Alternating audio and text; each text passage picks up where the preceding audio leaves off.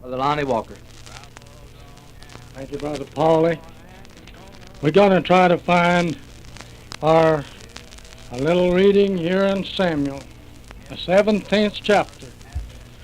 We want you to bring your mind back to the time where David had presented himself before the king.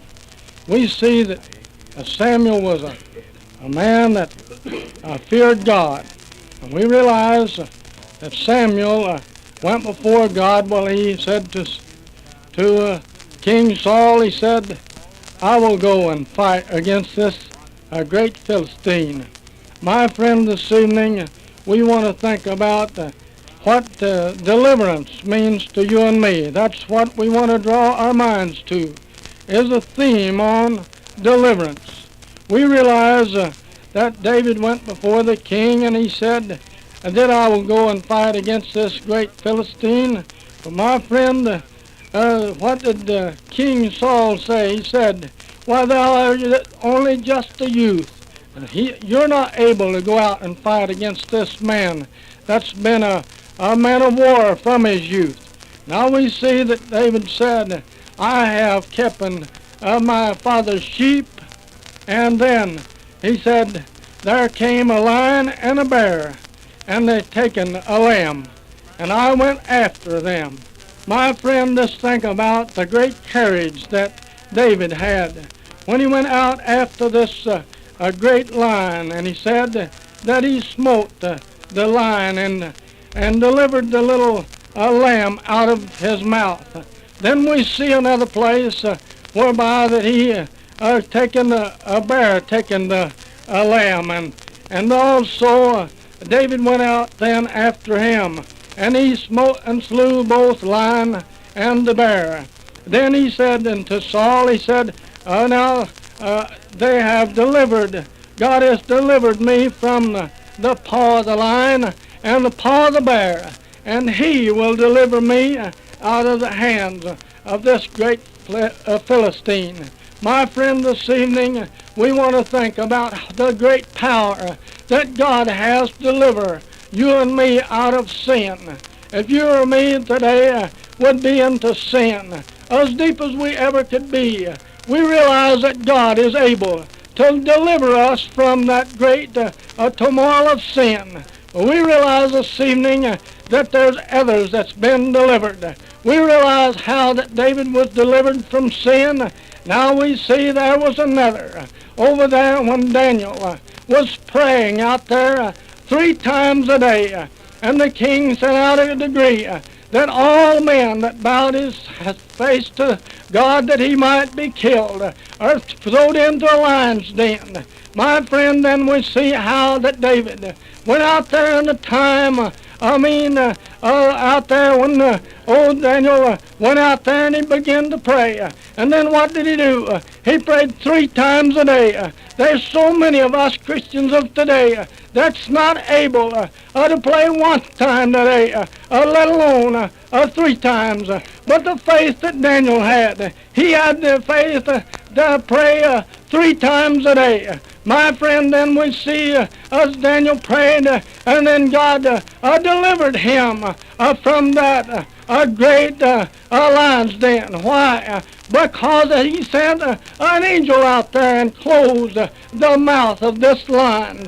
My friend, then we think about another few that was delivered. We realize over there in the book of Daniel in the 3rd chapter, where there was old king sent out a decree over there, and he said all that would worship the God, that true and the living God that we worship today, we want to think about that in this manner. They said in their words that they would be cast into the fiery furnace. My friend, this evening, as they was cast into the fiery furnace, we do see this one thing that come to pass, that when Jesus began, God began to come upon the scene, we see that they cast cast them and throw them in there into the fire, that great fire that the old king said to make it 7 times hotter than ever before. But my friend, then what do we see?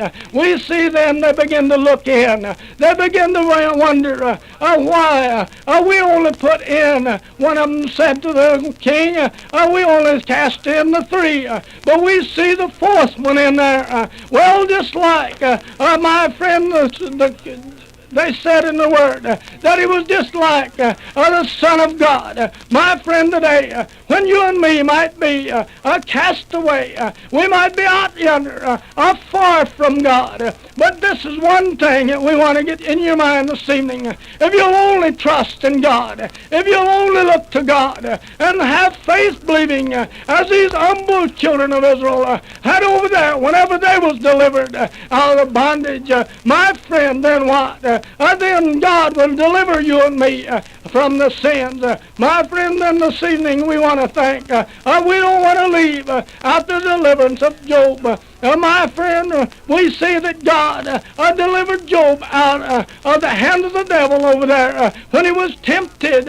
And not only that, my friend, we want to bring back our minds over there whenever we see that Paul and Silas was over there in the prison and they was praying way down there at midnight.